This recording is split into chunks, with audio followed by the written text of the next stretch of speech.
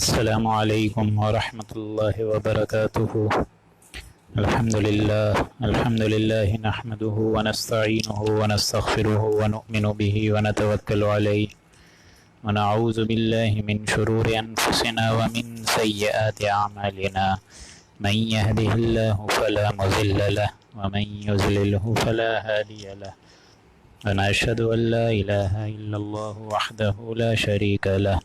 ونشهد أن محمدا عبده ورسوله أما بعد أعوذ بالله من الشيطان الرجيم بسم الله الرحمن الرحيم يا أيها الذين آمنوا لا تسألوا عن أشياء إن تبد لكم تسؤكم وَإِن تَسْأَلُوا عَنْهَا حِينَ يُنَزَّلُ الْقُرْآنُ تُبْدَ لَكُمْ عَفَا اللَّهُ عَنْهَا وَاللَّهُ غَفُورٌ حَلِيمٌ قَدْ سَأَلَهَا قَوْمٌ مِّن قَبْلِكُمْ ثُمَّ أَصْبَحُوا بِهَا كَافِرِينَ ما جعل الله من بحيرة ولا سائبة ولا وصيلة ولا حام ولكن الذين كفروا يفترون على الله الكذب وأكثرهم لا يعقلون رب اشرح لي صدري ويسر لي امري واحلل عقدة من لساني يفقهوا قولي اللهم انك عفو كريم تحب العفو فاعف عنا اللهم لا تدع لنا في مقامنا هذا ذنبا الا غفرته ولا هما الا فرجته ولا كربا الا نفسته ولا ديما الا قضيته ولا مريضا الا شفيته ولا ميتا الا رحمته برحمتك يا ارحم الراحمين آمين يا رب العالمين۔ سامعین محترم، آج ہم لوگ انشاءاللہ سورہ مائدہ کا 14واں رکوع کرنے جا رہے ہیں، اور اس میں بھی اب جو آپ لوگ کو خطاب نظر آئے گا وہ اہل ایمان کی طرف ہے۔ پچھلی نشستوں میں جو خطاب تھا وہ اصل میں یہود و نصارہ یعنی اہل کتاب کی طرف تھا، لیکن اس رکوع میں آپ لوگ کو خطاب جو بیسک نظر آ رہا ہے وہ ایمان والوں کی طرف سے نظر آ رہے ہیں، یعنی وہی ایمان والے جو کہ جناب رسول اللہ کے ساتھ ہمراہ تھے مدینے میں۔ ایک چیز ہوتی ہے مشرکانہ اوہام، یعنی ایسی رسمی روایات جو کہ اپنے کسی پرانے آباء و اجداد سے چلتی ہوئی آ رہی ہوں، اور لوگ جو ہیں نسل در نسل ان کو ایڈاپٹ کرتے رہیں، ان کو اپناتے رہیں، اسی کے اندر اپنی زندگی کے طور طریقوں کو ڈھالتے رہیں۔ اسی طریقے سے ایک دوسرا جو مشرکانہ تو نہیں کہنا چاہیے بلکہ یہودانہ اور نصرانہ یعنی یہودیانوں اور یہودی اور نصرانیوں کی طرف سے جو ایک اسٹائل پیش ہوا تھا وہ یہ ہوا تھا کہ بعض چیزوں پر جو کہ اللہ نے خود خاموشی جن چیزوں کے معاملے میں اختیار کی ہوئی ہے وہ خام خواہ ایک دوسرے سے اور اپنے نبیوں سے سوالات پوچھتے تھے، سوالات پوچھ کے اس حکم کو اپنے لیے وارد کروا لیتے تھے۔ یعنی ایک تو اللہ کا حکم ہے، اب اس حکم کی مزید انویسٹیگیشن سے ہوتا یہ ہے کہ وہ حکم آپ کے اوپر کمپلسری کے درجے تک پہنچ جاتا ہے۔ تو یہ ان دو جو میں نے آپ کو بتائی باتیں، انہی دو باتوں کے انڈر یہ سمجھیے کہ پورا کا پورا یہ 14واں رکوع جو ہے وہ ریوالو ہو رہا ہے، اور اب صرف 15واں اور 16واں رکوع رہ گیا، پھر سورہ مائدہ بھی اختتام تک پہنچ جائے گی۔ اب ہم لوگ بسم اللہ کرنے جا رہے ہیں۔ اعوذ باللہ من الشیطان الرجیم، بسم اللہ الرحمن الرحیم۔ یا ایھا الذین آمنوا لا تسألوا عن اشیاء ان تبد لکم تسؤکم۔ اے ایمان والوں، ایسی فضول باتوں کو مت پوچھا کرو، ان تبد لکم تسؤکم، کہ اگر وہ تم کو ظاہر کر دی جائیں گی تو تمہیں ناگواری کا سبب محسوس ہوں گی۔ یعنی بعض چیزوں کی طرف سے جیسا کہ میں نے عرض کیا اللہ نے خود خاموشی اختیار کری ہوئی ہے۔ اب خام خواہ سوال کرنے سے ہوتا کیا ہے کہ ایک چیز جو منع کی ہوئی ہے اللہ نے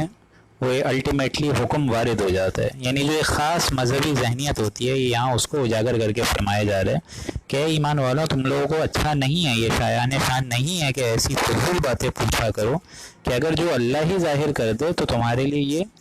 اچھی ثابت نہ ہوں گی، تمہاری ناگواری کا سبب بننے میں مدد دیں گی، کیونکہ بار بار پوچھنے سے، بار بار کھودنے خریدنے سے روکا گیا ہے۔ یہاں پہ بال کی کھال خام خواہ نکالنے سے، یہ ہماری شریعت میں بھی ہے، جناب رسول اللہ نے بھی اس سے منع فرمایا۔ کیونکہ ایک واقعہ بڑا خوبصورت ہوا حضرت محمد مصطفیٰ صلی اللہ علیہ وآلہ وسلم کی سیرت میں،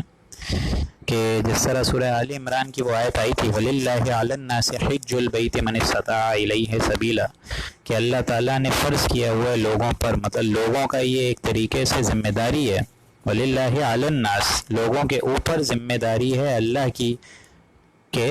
حج البیت من استطاع الیہ سبیلا، کہ وہ اللہ کے بیت کا، اللہ کے گھر کا حج کریں، اور جس کے اندر استطاعت ہو وہ ضرور کریں۔ تو ایک صاحب کھڑے ہو گئے وہاں پہ اور حضور سے سوال پوچھا کہ کیا رسول اللہ یہ جو حج آپ بتا رہے ہیں کیا ہر سال فرض ہے؟ پھر حضور صلی اللہ علیہ وآلہ وسلم نے خاموشی اختیار کری، کوئی جواب نہیں دیا، بلکہ چہرہ پھیر لیا، چہرہ مبارک دوسری طرف کر لیا۔ وہ شخص دوسری طرف سے آ گیا کہ کیا رسول اللہ یہ جو حج ہے یہ سال میں ایک بار فرض ہے، ہر سال فرض ہے یا کب ہے؟ پھر تیسری دفعہ دوبارہ پوچھا تو اب حضور ناراض ہوئے، انہوں نے فرمایا کہ لوگوں اگر میں ہاں کہہ دوں تو قیامت تک ہر سال یہ جو حج ہے، حج بیت اللہ، یہ قیامت تک ہر سال فرض ہو جائے گا۔ تو جو شخص ہر سال کرنا چاہے وہ ہر سال بھی کر سکتا ہے، لیکن فرضیت کے لحاظ سے ایٹ لیسٹ منیمم زندگی میں ایک بار۔ اچھا آپ لوگوں کو آواز میں ایکو آ رہی ہے، ایک منٹ رکیے گا ذرا۔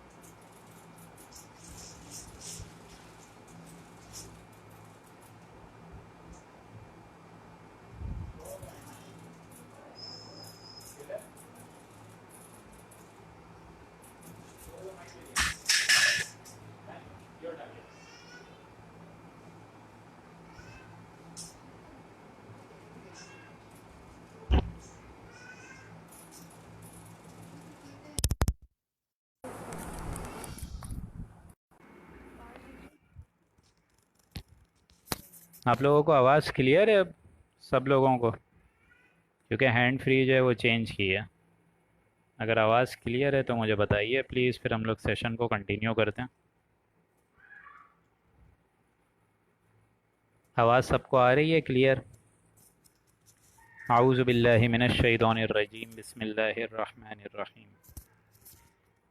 یا ایھا الذین آمنوا لا تسألوا عن اشیاء ان تبد لکم تسؤکم، اے ایمان والو ایسی فضول باتیں مت پوچھا کرو کہ اگر وہ تم پر ظاہر کر دی جائیں تو ناگواری کا سبب محسوس ہو۔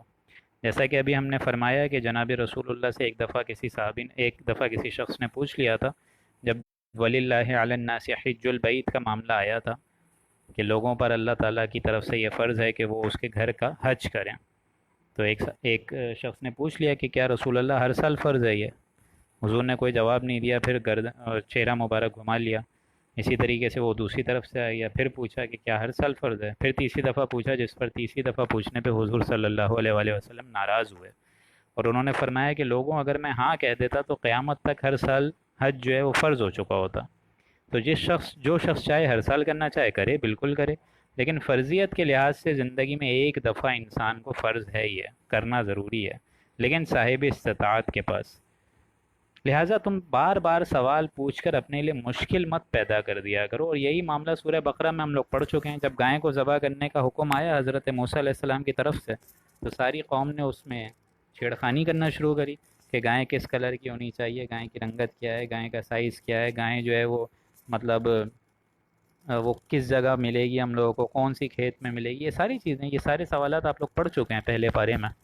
تو بار بار سوالات پوچھنے سے ایک جو حکم کی فرضیت ہے وہ آٹومیٹک آپ کے اوپر وارد ہو جائے گی اگر انسان بار بار سوال پوچھے۔ اس لیے یہاں فرمایا کہ اگر وہ تم کو ظاہر کر دی جائیں اے مسلمانوں تسوکم، تو تم کو ناگواری محسوس ہوگی، تمہیں وہ چیز یا حکم ہمارا پھر سمجھ نہیں آئے گا، اچھا نہیں لگے گا۔ وَإِن تَسْأَلُوا عَنْهَا، اور اگر تم زمانہ نزول حین ینزل القرآن، یعنی تم زمانہ نزول قرآن میں ان باتوں کو پوچھو گے، یعنی ایک طرف قرآن مجید نازل ہو رہے اور تم سوال پر سوال پوچھے جا رہے ہو، تبد لکم، تو اللہ تعالیٰ ان کو آرام سے ظاہر کر دے گا۔ یعنی اللہ نے اپنی حکمت کے تحت اس ایک حکم پر ایک پردہ ڈالا ہوا ہے، کیونکہ اگر وہ ظاہر ہو گئی تو تمہارے لیے تنگی کا باعث بنے گی اور کسی چیز کا باعث نہیں بنے گی۔ لہٰذا اگر تم بار بار سوال کرتے رہو گے تو کیا پتہ وہ حکم اللہ تعالیٰ کی طرف سے جو کہ پوشیدہ ہے ظاہر ہو جائے گا۔ یہ معاذ اللہ کسی نسیان، بھول، غفلت کی وجہ سے نہیں ہے معاذ اللہ، لیکن یہ اللہ کی حکمت ہے کہ اللہ تعالیٰ اپنے ہر حکم پہ ایک پردہ رکھتا ہے۔ اگر انسان خود اس کو پوچھتا رہے تو ایک وقت آتا ہے کہ اللہ تعالیٰ وہ حکمت کا جو پردہ ہے وہ ہٹا دیتا ہے اور انسان کو پھر وہ حکم سمجھا دیتا ہے، پھر انسان کو وہ اچھا نہیں لگتا۔ تبدا لکم، تم کو ظاہر کر دی جائیں گی، لیکن ساتھ ساتھ اللہ نے بیلنس بھی رکھا، عفا اللہ عنہا، جتنے سوالات تم پوچھ چکے گزشتہ اللہ نے ان سے معاف فرما دیا، اللہ نے شان غفاری اور شان ستاری سے ان کو دھو ڈالا۔ یعنی یہ جتنی بے وقوفیاں تم لوگ کر چکے ہو مسلمانوں، اب آگے بار بار مزید سوال پوچھ کے اریٹیٹ کرنے کی کوئی ضرورت نہیں ہے۔ ہاں، سوالات جتنے گزشتہ تم پوچھ چکے ہو کوئی مسئلہ نہیں ہے، لیکن اب قرآن مجید اور جناب رسول اللہ کی شریعت اب نافذ ہو رہی ہے تو اس میں ایک ایک حکم کھول کے سمجھا دیا گیا۔ مزید ایڈیشنل سوالات پوچھ کے تم اپنے اس حکم کو اور پیچیدہ یا تنگی کا باعث مت سمجھو۔ واللہ غفور حلیم، اور اللہ تعالیٰ تو بے شک معاف کرنے والا ہے اور مغفرت کرنے والا ہے اور حلیم ہے، یعنی یہ حلمت ہے اس کی، یہ ایک اللہ تعالیٰ کی حلم والا ہے اللہ تعالیٰ کہ اس کے اس حکم پہ بھی کوئی نہ کوئی پوشیدہ ایک حکمت چھپی ہوئی ہے۔ قد سألها قوم من قبلکم، ایسی ہی تم سے پہلے لوگوں نے بھی باتیں پوچھی تھیں، ثم اصبحوا بها کافرین، پھر ان باتوں کا حق وہ نہ بجا لا سکے بلکہ کافر بن گئے۔ یعنی یہی باتیں پوچھی تھی نا قوم موسیٰ نے، سارے کے سارے یہودیوں نے، کہ کس قسم کی رنگت کی گائے ہونی چاہیے، دبلی ہونی چاہیے، موٹی ہونی چاہیے، کس کھیت میں ملے گی ہم لوگ کو، کیا رنگت ہوگی، یہ ساری چیزیں پوچھی تھیں۔ لیکن اس گائے کو بھی اس کو مارنا ہی پڑا نا، ایک وقت آیا اس کو ذبح کرنا پڑا، اور وہ گائے کا ٹکڑا جو ہے وہ مقتول کے جسم سے لگایا تو وہ جو مقتول تھا وہ زندہ ہو گیا اور قاتل کی نشاندہی کر کے دوبارہ مر گیا، موت وارد ہو گئی۔ تو پھر بھی ان کو الٹیمیٹلی کرنا تو پڑا، اور بجائے یہ کہ اگر پہلے ہی خاموش رہتے تو کسی بھی گائے کو وہ مار سکتے تھے،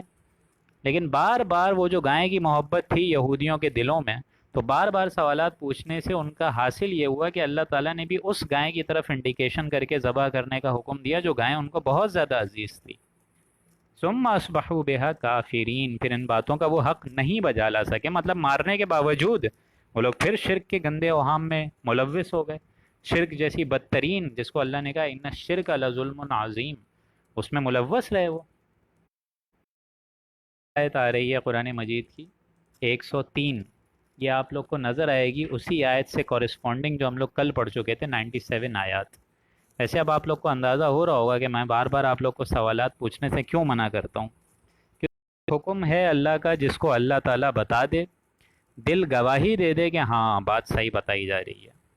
اور اس پر آپ کا نفس بھی گواہی دے دے کہ ہاں بات تو صحیح ہے، بات ہمارے عقل کو سمجھ آ رہی ہے، ہمارے دل کو اچھی لگ رہی ہے، لیکن ان چیزوں کے باوجود اگر انسان اس میں اپنی منفعت دیکھے، اپنا فائدہ دیکھے، اور اس میں کسی طریقے سے فلیکسیبلٹی کریٹ کر کے اس حکم سے بچنے کی کوشش کرے،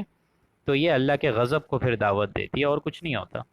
اور پھر اللہ تعالیٰ انہی سوالات میں الجھائے رکھتا ہے ایسے انسان کو، پھر حقیقت کبھی اس پر منکشف ہوتی بھی نہیں ہے۔ تو یہ اچھے طریقے سے اس میں بڑا حساس اور بڑا متوجہ ہونے کی ضرورت ہے۔ اب جو آیت آ رہی ہے جس طرح میں نے فرمایا 103 آیت، یہ کورسپونڈنگ ہے آیت نمبر 97 سے جو کل ہم لوگ پڑھ چکے تھے۔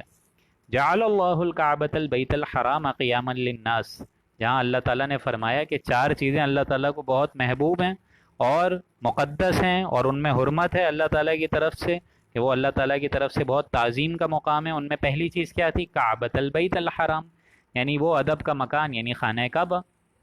والشہر الحرام، اور پھر وہ 4 مہینے جو ہم بتا چکے ہیں، ذیقعد، ذیلحج، محرم اور رجب، اور اسی طریقے سے والہدی والقلائد، اور وہ جانور بھی جن کو تم قربانی کے لیے حرم کی طرف چھوڑ دیتے ہو، اور وہ جانور بھی جن کے گلے میں پٹے ہوتے ہیں جو کہ نشان زدہ ہوتے ہیں کہ یہ قربانی ان کی کریں گے وہاں مینا میں جا کر۔ تو یہ ان چیزوں کے کورسپونڈنگ اب دیکھیں یہ جو مشرکین تھے، اب ان کے نزدیک وہ 4 چیزیں کیا اہمیت اور مقدس کی حامل تھیں، اور یہ بات سمجھ لیجئے کہ یہ ان کے مشرکانہ اوہام کی ایک طریقے سے یادیں تھیں۔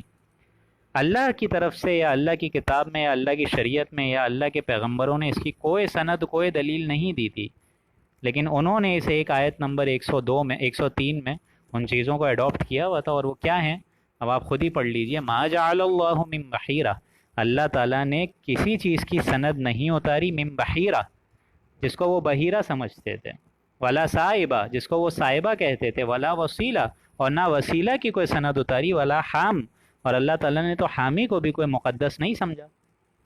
اب یہ دیکھ لیجئے یہ بحیرہ، صائبہ، وسیلہ، حامی کیا ہے، اس کو میں آپ کو سمجھا دیتا ہوں۔ حضرت سعید نے یہ اس کی تفسیر میں یہ لکھا ہے، ویسے اس کے بارے میں کئی جو ہے سمجھ لیجئے اقوال اور آرا جو ہے وہ بہت ساری آپ کو مل جائیں گی تفاسیر میں، لیکن جو اصل مجھے سمجھ آ رہی تھی تو وہ میں آپ لوگ کے سامنے لے آیا۔ بحیرہ جو ہے اس کو کہتے ہیں جس جانور کا دودھ بتوں کے نام کر دیتے تھے وہ مشرکین، اور اپنے کاموں میں نہیں لاتے تھے۔ مطلب کوئی جانور ہے اس کا وہ عہد کر بیٹھے ہیں، اس کی ایک قسم اور منت مانگ چکے ہیں کہ اب ہم اس کو بتوں کے نام کر رہے ہیں، اب اس کو ہم اپنے طرف سے کوئی دودھ اس کا کوئی نہیں پیے گا، نہ گوشت کھائے گا، بس اس جانور کا دودھ جو ہے وہ فلاں فلاں بت فلاں فلاں دیوی کے لیے ہم نے مقدس کر کے ٹھہرا دیا ہے، اور اس کو چھوڑ دیتے تھے، اس کو کوئی ہاتھ نہیں لگاتا تھا۔ اسی طریقے سے صائبہ، جس جانور کو بتوں کے نام پر ہمارے زمانے کے سانڈ کی طرح چھوڑ دیا جائے اس کو صائبہ کہتے ہیں، یعنی ایک جانور ہے اس کو بس آوارہ ہے اس کو چھوڑ دو فلاں نام پہ۔ اب وہ آج کے زمانے میں جس طرح سانڈ بے قابو ہوتا ہے وہ اس طرح چھوڑتا ہے، اسی طریقے سے وہ جنگل میں بیابان میں بھٹک رہا ہوتا ہے، کسی اور کو انجرڈ کر کے دوسرے کی مطلب سمجھ لیجئے کہ موربیڈیٹی کا کاز بن رہا ہوتا ہے۔ یہ ساری چیزیں ہوتی ہیں، یہ ساری چیزیں ایسی تھیں اس زمانے میں۔ اسی طریقے سے وسیلہ، جو اونٹنی مادہ بچہ جنے مسلسل، درمیان میں نر نہ پیدا ہو، ایسے مادہ پرست مطلب مادہ سمجھ لیجئے کہ فیمیل بچہ جننے والی جو اونٹنی ہوتی تھی اس کو بھی، جس کو کہتے ہیں وسیلہ، اس کو چھوڑ دیتے تھے وہ کہ یہ جو ہے اب اچھی نہیں ہے، اس کو بھی اب کوئی ہاتھ نہیں لگائے گا، یہ فلاں فلاں بت کی ہے، اب ہم اس کا کوئی گوشت ووشت نہیں کھائیں گے۔ اسی طریقے سے حامی، ولا حام، حامی وہ نر اونٹ ہوتا تھا جو ایک خاص ادب سے گشتی کر گیا ہو، اور اس کو بھی وہ چھوڑنے سے مطلب کہہ دیتے تھے کہ اس کو بھی اب چھوڑ دو، یہ تو ایک خاص نو سے اپنی گشتی کر گیا ہے۔ مطلب ان تمام چیزوں سے بحیرہ، صائبہ، وسیلہ، حامی، مراد یہ ہے چھوڑنے سے کہ ان سے کوئی خدمت نہ لی جائے، نہ ان کا کوئی دودھ پیا جائے، نہ ان کو کوئی ہاتھ، مطلب اس سے کوئی محنت طلب نہیں کر سکتا، یہ سارے کے سارے فلاں فلاں بت فلاں فلاں دیویوں کے لیے محترم ہو گئے، مقدس ہو گئے۔ وَلَٰكِنَّ الَّذِينَ كَفَرُوا، لیکن جو لوگ کافر ہیں، یفترون علی اللہ الکذب، وہ اللہ تعالیٰ پر تو صرف جھوٹ اور تہمت ہی لگاتے ہیں، افتراء میں وہ رہتے ہیں، ان کو اللہ نظر ہی نہیں آتا۔ اللہ تعالیٰ نے کہاں ایسی کوئی سند اتاری ہے کہ فلاں فلاں اونٹنی فلاں فلاں جانور کو بتوں کے نام پہ چھوڑ دو۔ اللہ تعالیٰ نے تو جانور تمہارے ہی کام کے لیے لگائے ہیں، تمہارے لیے ہی لگائے ہیں، تمہاری نشو و نما کے لیے لگائے ہیں، لیکن یہ تم اللہ تعالیٰ پر جھوٹ باندھ رہے ہو۔ اللہ تعالیٰ نے ایسی کوئی چیز اپنی سند میں نازل نہیں فرمائی، نہ قرآن میں ایسی کوئی چیز ہے، نہ تورات، نہ زبور، نہ انجیل میں۔ وَأَكْثَرُهُمْ لَا يَعْقِلُونَ، لیکن حال ان کا یہ ہے کہ اکثریت ان میں سے کافر ہیں اور عقل نہیں رکھتے، یعنی اکثریت ان کی کفر پر مشتمل ہے، ان کے اندر یہ بیسک عقل ہی نہیں ہے کہ جس چیز کو اللہ تعالیٰ نے ہمارے لیے حلال ٹھہرایا ہم اس کو جان بوجھ کے سوال پوچھ کے اپنے اوپر حرام کیوں ٹھہرا رہے ہیں۔ وَإِذَا قِيلَ لَهُمْ تَعَالَوْا، اور جب ان مشرکین سے کہا جاتا ہے تعالوا، تم آؤ اللہ کی طرف، الی ما انزل اللہ، اس چیز کی طرف، اس احکام کی طرف جو اللہ نے ہم پر نازل فرمایا ہے، یعنی قرآن مجید، وَإِلَى الرَّسُولِ، اور تم آؤ اللہ کی طرف کے بعد اللہ کے رسول کی طرف رجوع کرو، یعنی اگر تمہیں کوئی کنفیوژن ہے تو جناب محمد اور رسول اللہ سے پوچھو، وہ تو ہدایت کا سورس، ہدایت کا مانبع اور ہدایت کا اعلیٰ ترین سرچشمہ ہے، اور قرآن مجید ان کا ایک اعلیٰ کار ہے، ان سے پوچھو ساری چیزیں۔ لیکن وہ کیا کہتے ہیں، قالوا حسبنا ما وجدنا علیہ آباءنا، ہمارے لیے وہ کافی ہے جس پر ہم نے اپنے بڑوں کو پایا، ہم نے اپنے بڑے آباء و اجداد کو پایا، اب ہمارے لیے وہی کافی ہے۔ ان کی روایت یہ ہیں، ظاہر بات ہے صحیح روایات ہوں گی، ان کی رسومات یہ تھیں، ظاہر بات ہے صحیح باتیں ہوں گی ان کی، وہ کوئی جاہل تھوڑی تھے۔ کیا تم ہی سب سے بڑے مولوی ہو جس نے ابھی ابھی دین سیکھا ہے؟ کیا ان کے پاس کوئی بیسک عقل نہیں تھی؟ یہ باتیں آج بھی آپ سننے کو ملیں گی، آپ کو اس میں کوئی قباحت نہیں ہے، یہ باتیں میں ڈنکے کی چوٹ پہ بتا رہا ہوں، یہ باتیں آج بھی آپ لوگ سنتے ہوں گے۔ آج بھی اگر آپ لوگ کسی شادی بیاہ کی رسم میں اگر ہلکا سا بھی بول بیٹھیں کہ یہ تو دین کی روح سے ثابت ہی نہیں ہے، فوراً آپ کو ایسی نظروں سے دیکھا جائے گا کہ یہ تو ایکسٹریمسٹ معلوم ہوتا ہے، اس کو تو ایسا لگتا ہے دین اس نے ابھی ابھی سمجھا ہے، ہم کیسے اپنی رسومات کو پیچھے چھوڑ دیں، یہ تو ہماری نانی دادی مطلب آباء و اجداد سے چلتا آ رہا ہے۔ حالانکہ اگر وہ شخص بول بھی رہا ہے کہ بھائی یہ ثابت نہیں ہے، نہ حضور سے ثابت ہے، نہ شریعت سے ثابت ہے، نہ دین اسلام کی روح سے ثابت ہے، نہ صحابہ کے دور میں اس کا کوئی وجود تھا، لیکن کوئی مائی کا لال اس کو چھوڑنے کو تیار نہیں ہوتا. تو یہاں بتایا جا رہا ہے قالوا حسبنا ما وجدنا علیہ آبانا، وہ تو کہتے ہیں ہم اسی پہ ہی کافی ہیں جس پر ہم نے پایا اپنے بڑوں کو. اولو کان آباؤہم لا یعلمون شیئا ولا یہتدون، کیا ان بیوقوفوں کو یہ بھی نہیں پتا کہ ان کے بڑے تو کچھ سمجھ رکھتے ہی نہیں ہیں اور نہ ہدایت رکھتے ہیں، ولا یہتدون، ان کو کوئی ہدایت بھی نہیں تھی. یعنی جس طرح تم مخلوق تھے وہ بھی تو مخلوق ہیں. جیسے تم غلط آراء قائم کر سکتے ہو، جیسے تم کوئی غلط عقیدہ قائم کر سکتے ہو، تو وہ بھی تو کر سکتے ہیں نا. لہٰذا تمہیں آباء و اجداد کو نہیں دیکھنا بلکہ قرآن مجید کو دیکھنا ہے کہ قرآن مجید کا حکم کیا ہے. لا یعلمون شیئا ولا یہتدون، کیا وہ دیکھتے نہیں ہیں کہ ان کے بڑے لوگوں کے پاس کچھ سمجھ بھی نہیں ہے اور نہ ہی وہ ہدایت والے ہیں. یا ایھا الذین آمنوا علیکم انفسکم، اے ایمان والو تم اپنی فکر کرو. اب یہ آیت بہت اہم ہے جو 105ویں آیت ہم پڑھنے جا رہے ہیں. یہ آیت لفظی ترجمے کے اعتبار سے الگ ہے اور اس کا جو اصل مفہوم ہے اور جو دین کی حکمت ہے وہ بہت الگ ہے. دیکھیں لفظی ترجمہ تو کیا ہے آیت نمبر 105 کا، یا ایھا الذین آمنو، اے ایمان والو، علیکم انفسکم، تم اپنی فکر کرو، یعنی تمہیں اپنی ذمہ داری ادا کرنی ہے، تم اپنی جان کی فکر کرو. لا یضرکم من ضل اذا اہتدیتم، جو گمراہ ہو جائے وہ تم کو نقصان نہیں پہنچا سکتا جب تک کہ تم ہدایت پہ ہو. اذا اہتدیتم یعنی تم اپنی ذمہ داری ادا کرتے رہو، تمہارے اوپر وبال اپنی جان کا ہی آئے گا. یعنی جو عمل کرو گے وہ تم اپنے لیے کرو گے. جو گمراہ ہو جائے، جو کوئی اور گندا کام کر رہا ہے، جو کوئی اور گندا فعل کر رہا ہے، وہ تم کو نقصان نہیں پہنچا سکتا جب تک کہ تم ہدایت پہ ہو. یعنی جو شخص گمراہ ہے اس سے تمہارا کوئی نقصان نہیں ہے، اس سے تمہاری بھی کوئی پوچھ گچھ نہیں ہے. تم اپنے ٹریک پہ رہو اور وہ اپنے ٹریک پہ رہے. وہ غلط کام کر رہا ہے، اس کی وہ بھگتائی جو ہے وہ آخرت میں کر لے گا، اللہ تعالیٰ اس کو عذاب دے دے گا. ہاں جو تم نیک عمل کر رہے ہو اس کی بھرپائی تمہیں اللہ تعالیٰ دے دے گی، اس کو جزا جو ہے وہ اللہ تعالیٰ تم کو عطا فرما دے گا. اب یہ سمجھ لیجئے لفظی ترجمہ تو یہی ہے جس طرح میں نے ابھی پڑھا، لیکن اس آیت کا غلط مفہوم یہ سمجھ لیجئے دورہ صحابہ میں بھی کچھ لوگوں نے نکالا ہے. دیکھیں دعوت و تبلیغ کی کوئی ذمہ داری نہیں ہے، یہ بات تو کہنا بالکل غلط ہوگی. دعوت و تبلیغ کی تو بیسک ذمہ داری حضور اکرم صلی اللہ علیہ وآلہ وسلم ہم پر لگا کر گئے ہیں. ہر ایک کو تو اپنی جواب دہی کرنی ہے، بالکل کرنی ہے، مجھے بھی اپنی جواب دہی کرنی ہے، اور جو گندا شخص گندا عمل کر رہا ہے اس کو بھی اپنی جواب دہی کرنی ہے. ابھی یہ موٹر وے ایکسیڈنٹ پہ کتنا ہولناک واقعہ ہوا ہے آپ سوچئے. مجھے افسوس ہوتا ہے اس واقعے کو یاد کرتے ہوئے بھی کہ والدین میں سے جو بچے ہیں وہ گاڑی میں سفر کر رہے ہیں اور اس کی ماں کو نکال کے معاذ اللہ ثم معاذ اللہ اللہ اکبر اجتماعی زیادتی کا شکار کیا گیا. یہ اب مجھے سمجھ نہیں آتا کس ملک میں ہم رہ رہے ہیں، کن درندوں اور بھیڑیوں کے بیچ میں رہ رہے ہیں. مطلب حیرت ہوتی ہے. ان بچوں کا آپ لوگ سوچیں کیا گزری ہوگی ان بچوں پر اور کس طریقے سے مینٹل ٹارچر سے وہ گزرے ہوں گے. اللہ اکبر. اللہ تعالی ہمارے ملک کی بچیوں کو، بیٹیوں کو محفوظ رکھے، ہر صاحب استطاعت کو محفوظ رکھے، ہر صاحب ایمان میں ایمان وہ بیدار کر دے کہ یہ ان ایسے گھنونے جرائم سے محفوظ رہیں. لیکن یہاں دیکھیں فرمایا جا رہا ہے اس آیت کا جو میں بات بتا رہا تھا آپ لوگوں کو کہ اس آیت کا ایک غلط مفہوم جو لیا گیا وہ یہ تھا کہ دعوت و تبلیغ کی کوئی ذمہ داری نہیں ہے، ہر شخص جو کرے گا وہ اس کو اپنی جواب دہی کرنی ہوگی. لہٰذا ہر ایک کے اوپر اپنی اپنی ذمہ داری ہے، کیونکہ لفظی ترجمہ تو یہی ہے کہ تم پر ذمہ داری ہے صرف اپنی جان کی. جو گمراہ ہو جائے وہ تم کو نقصان نہیں پہنچا سکتا، اس کی طرف سے تمہارے اوپر کوئی ذمہ داری نہیں ہے. من ضل اذا اہتدیتم، جب تک کہ تم ہدایت پر ہو. باقی جو گناہ کرے کرتا رہے. اب انسان بول سکتا ہے نا، آج کا مسلمان یہ بول سکتا ہے امر بالمعروف اور نہی عن المنکر کے فرائض سے بچنے کے لیے کہ تم کہتے ہو کہ رسول اللہ نے یہ ذمہ داری ہم پر لگا کر بھیجی گئی ہے کہ دعوت اور تبلیغ پہنچاؤ، آگے کرو، قرآن مجید کو آگے پہنچاؤ. دیکھو قرآن میں لکھا ہوا تو ہے کہ تم پر ذمہ داری ہے صرف اپنے اوپر کی، کوئی کیا کرے اس سے مجھے اس سے کیا. دیکھو قرآن میں لکھا ہے باقی جو گناہ کرے کرتا رہے، میں خام خواہ کیوں اس سے لڑائی مول لوں، کیوں اس کے معاملے میں دخل اندازی کروں. امر بالمعروف نہی عن المنکر کا کیوں فریضہ انجام دوں، آج کا مسلمان بول سکتا ہے. چنانچہ اس آیت پہ باقاعدہ 105ویں آیت پہ حضرت ابو بکر صدیق عظیم الشان صحابہ اور رسول اللہ کے مشن میں سب سے پہلے لبیک بولنے والے حضرت ابو بکر صدیق ثانی غار و بدر و قبر، یعنی ثانی قبر جو حضور اکرم صلی اللہ علیہ وآلہ وسلم کی قبر مبارک ہے، اس کے برابر میں ماشاءاللہ سے وہ مدفون ہے۔ اسی طریقے سے ثانی بدر،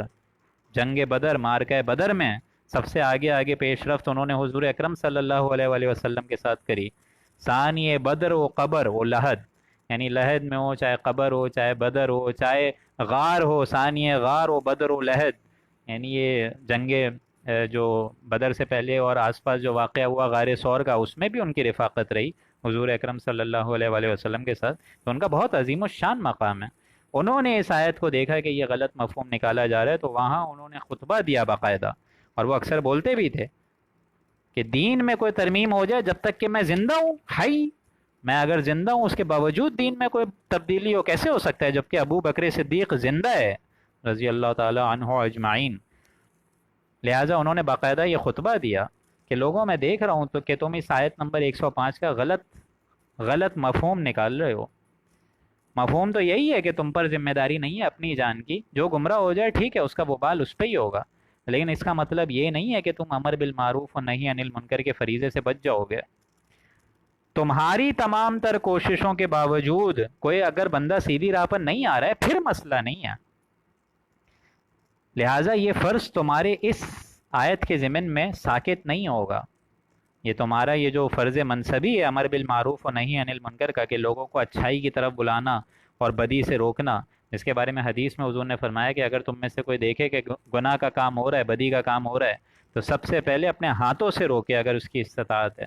اگر اس کی استطاعت بھی نہیں ہے تو ایٹ لیسٹ زبان سے تو بولے کہ بھائی یہ کام غلط کر رہے ہو، اللہ کے غضب اور غصے کو دعوت مت دو، اور اگر اس کی بھی استطاعت اور طاقت نہیں ہے تو ایٹ لیسٹ دل میں تو سمجھو نا برا ہے، ایمان کا کمزور ترین درجہ حضور نے فرمایا یہی ہے۔ یعنی اگر یہ بھی نہ ہو،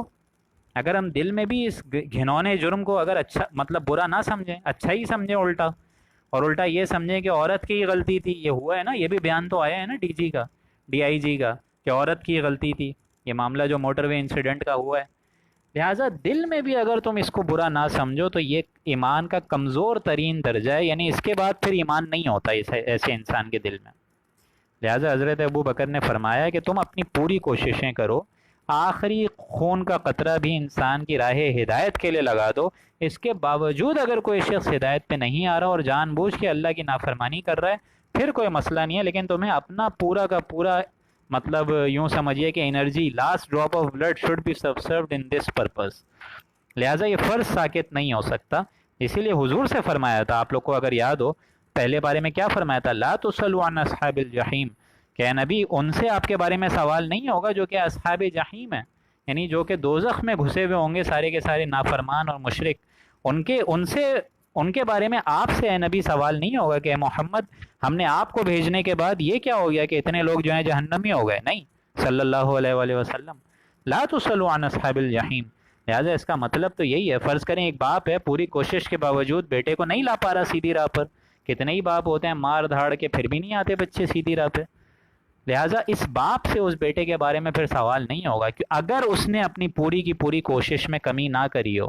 پوری کی پوری کوشش ادا کری ہے، پھر اس باپ پہ کوئی ذمہ داری نہیں ہے، بچے کو الگ جواب دہی کرنی ہوگی اور باپ کو الگ، لیکن باپ کا فرض ہے کہ امر بالمعروف و نہی عن المنکر اور بچے کی ہدایت کے لیے تمام ذرائع فراہم کرتا رہے۔ الی اللہ مرجعکم جمیعا، تم سب کا لوٹ جانا جمع ہو کر اللہ ہی کی طرف ہے، فَيُنَبِّئُكُم بِمَا كُنتُمْ تَعْمَلُونَ، تو اللہ تعالیٰ تم کو گنوا دے گا، جتلا دے گا، ایک ایک عمل بتا دے گا جو تم کرتے رہے تھے، یعنی تم نے کون سی حرکتیں کریں، تم نے کیا کیا عمل کرا پوری 60-70 سال کی زندگی میں، کس کو دکھ دیا، کس کو تکلیف دی، کس کے لیے ایک شر کا باعث بنے، کس کی غیبتیں کریں، کس کی چغلی کری، کس کے ساتھ زنا کیا، کس کے ساتھ بدنظری کری، کس کے ساتھ جھوٹ باندھا، کس کے ساتھ تہمت لگائی، کس کے ساتھ وراثت کا حق کھایا،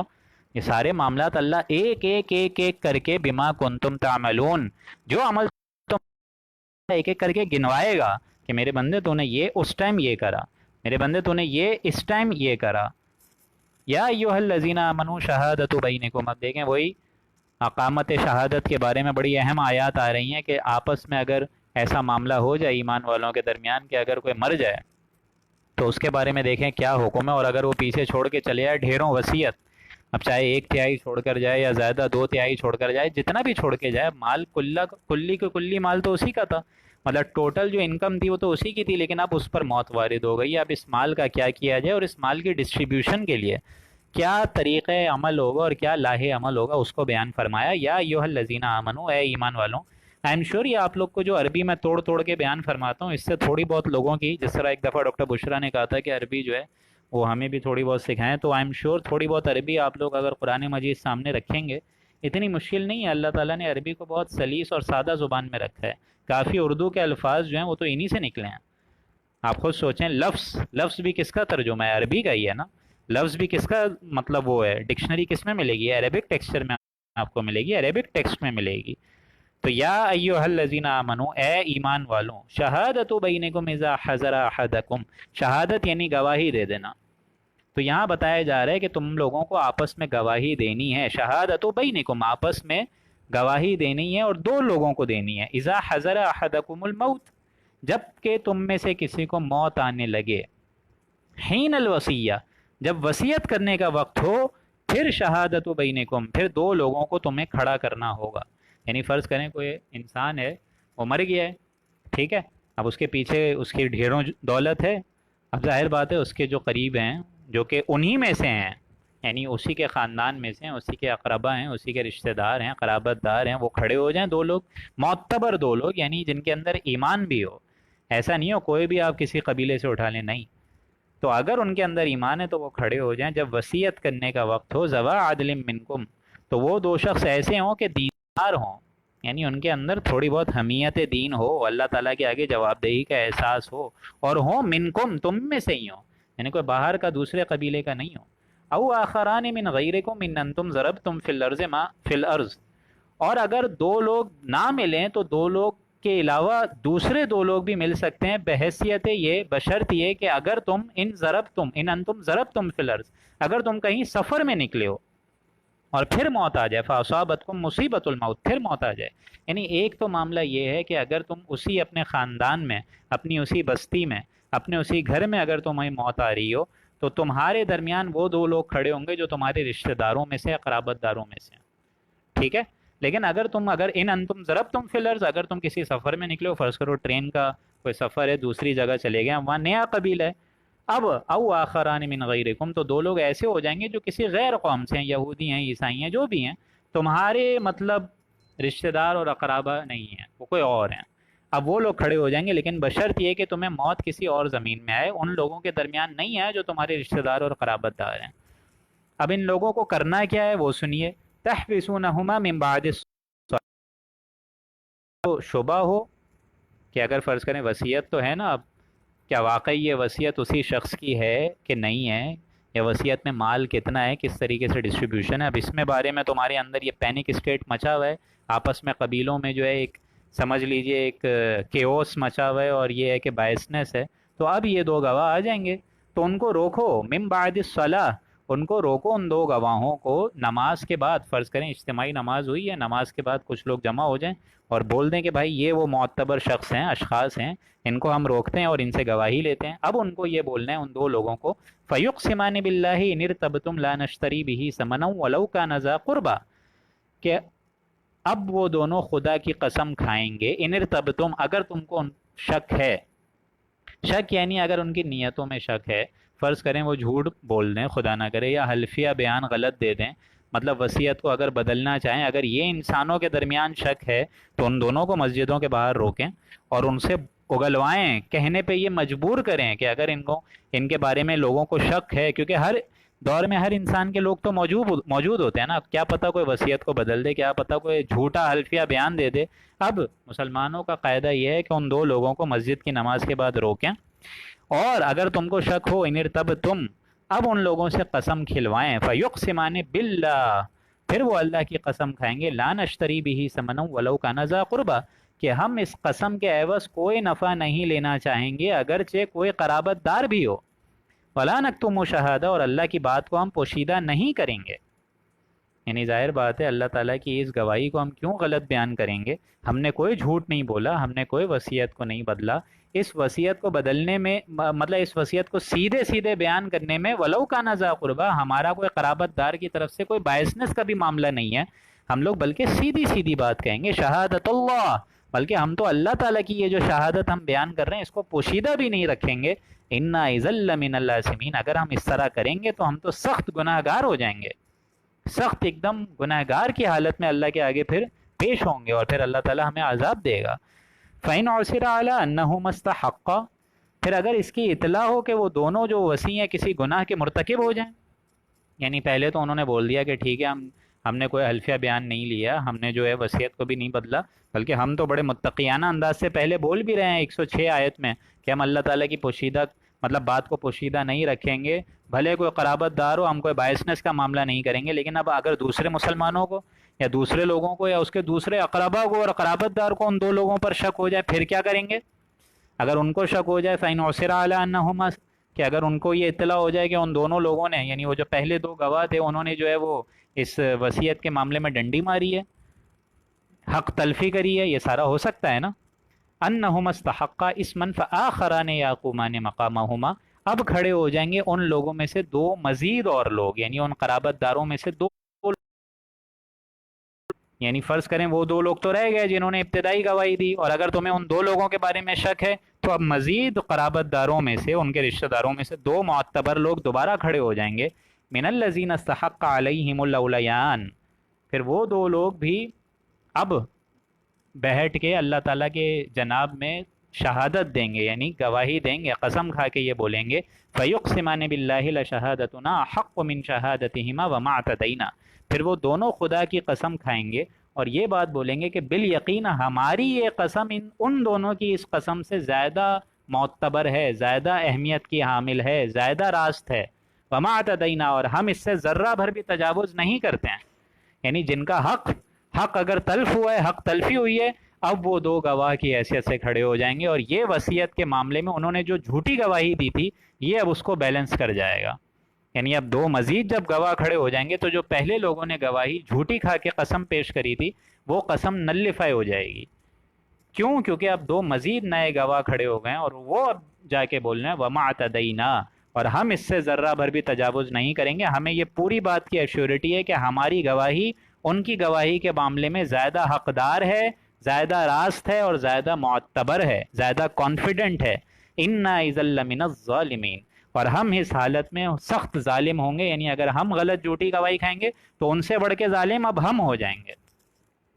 اب یہ معاملہ میں ہو سکتا ہے آپ لوگ کو پورے انداز میں سمجھا پایا ہوں یا نہیں، بہت لمبی آیات تھی، میرے خیال سے یہ سمجھ گئے ہوں گے آپ لوگ. کیونکہ دیکھیں ایک بات آپ لوگ یہاں سمجھ لیجئے،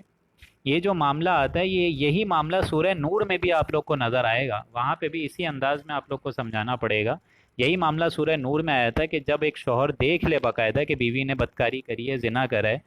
مطلب اپنی خواہش کے مطابق خواہش کے معاملے کو مطلب پیروکار لا کر اس نے بدکاری کری ہے، اس کے ضمن میں وہاں سورہ نور کے ابتدائی آیات میں آپ لوگ دیکھیں گے کہ اگر ایک شوہر دیکھے بیوی کو بدکاری کرتے ہوئے اور اس کو یہ یقین ہو کہ یہ اسی کی بیوی ہے اور اس نے یہ بدکاری کری ہے، تو وہ 4 دفعہ اللہ کی قسم کھائے گا کہ ہاں اس نے یہ بدکاری کری ہے، ہاں اس نے یہ بدکاری کری ہے، ہاں اس نے یہ بدکاری کری ہے، ہاں اس نے یہ بدکاری کری ہے. 4 دفعہ بول دیا. اب فرض کریں کہ اگر بیوی وہاں پہ چڑھ دوڑے اس پر کہ بھائی میں نے نہیں کری تھی بدکاری، تو اب بیوی جو ہے 4 دفعہ قسم کھائے گی کہ ہاں میں نے نہیں کری، میں نے نہیں کری، ہاں میں نے نہیں کری، ہاں میں نے نہیں کری. لہٰذا اللہ نے یہ دونوں طرف سے سمجھ لیجئے اس پورے اپنے قاعدے کو، اپنے اس پورے حکم کو دونوں طرف سے بیلنس کرا ہے. کیونکہ ہر انسان جو ہے، ہر معاشرے میں ہر انسان جو ہے ہر قسم کا ملے گا آپ کو. ان سے جو غلطی ہوئی عین ممکن ہے ہم سے بھی ہو سکتی ہے. تو ہر معاملہ جو ہے اللہ تعالیٰ ایسی غلطیوں سے ہمیں بچائے، اللہ تعالیٰ ہمیں ایسی غلطیوں سے دور رکھے. ذَلِكَ أَدْنَىٰ أَن يَأْتُوا بِالشَّهَادَةِ عَلَىٰ وَجْهِهَا،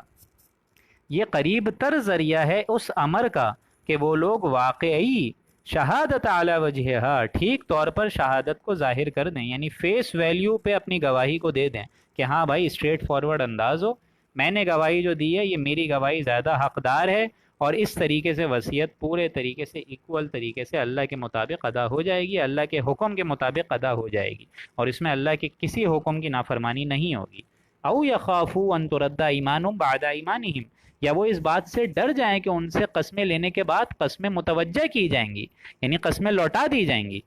یعنی ان کو بھی اس بات کا اندیشہ ہوگا کہ ہم نے جو پہلی قسم کھائی تھی وہ جھوٹی کھائی تھی، اب یہ جو 2 نئے لوگ کھڑے ہو رہے ہیں ان کی قسمیں زیادہ حقدار ہیں، واتقوا اللہ، اللہ کا تقوی حاصل کرو، واسمعوا، اور سنو، یعنی اللہ کے اس حکم کو صحیح طور پہ سنو تاکہ دوبارہ اس قسم کی دو گواہوں کی دوبارہ کوئی ضرورت پڑے ہی نہیں. یعنی اگر پہلے ہی حکم کو صحیح طور پہ سمجھو گے تو دوبارہ جو ہے تم کو بار بار پوچھ کے اللہ کے غضب و غصے کو دعوت دینے کی نوبت نہیں پڑے گی. واسمعوا، سنو غور سے. واللہ لا یہدی القوم الفاسقین، اور اللہ تعالیٰ فاسق لوگوں کی رہنمائی کبھی نہیں فرمائے گا. یعنی وہ لوگ جو کہ فاسق ہیں، فاجر ہیں، نافرمان ہیں، گنہگار ہیں، بد کردار ہیں، بدکار ہیں، ان کی گواہی کو اللہ تعالیٰ کبھی قبول نہیں کرتا اور ایسے لوگوں کو کبھی ہدایت بھی نہیں دکھاتا. تو اللہ کے فضل و کرم سے یہ اہم شہادت کا قانون، اور اسی طریقے سے اس سے پہلے جو مشرکانہ اوہام تھی وہ بھی ہم پڑھ چکے، اور آباء و اجداد کی جو ایک ریت رسم رواج ہوتے ہیں ان کی سد بعد میں بھی ہم لوگوں نے کچھ آیات پڑھی. اب انشاءاللہ آپ کو ڈاکٹر ماہین جو ہیں وہ ایک قرآن مجید کے اسی رکوع کے اعتبار سے کوئی خوبصورت حدیث آپ لوگ کو سنائیں گی. آئی ایم شیور آپ لوگ کو یہ ساری آیات سمجھ آئی ہیں. اللہ تعالیٰ سے دعا ہے کہ اللہ تعالیٰ ہمیں عمل کرنے کی توفیق عطا فرمائے.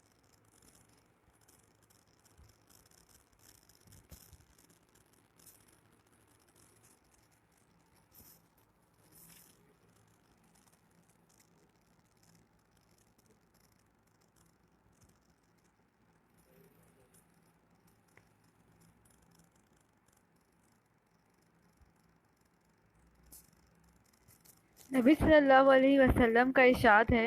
عورت جب پانچوں وقت کی نماز پڑھے، اپنی آبرو کی حفاظت کرے، اپنے شوہر کی فرما بردار رہے تو وہ جنت میں جس دروازے سے چاہے داخل ہو جائے.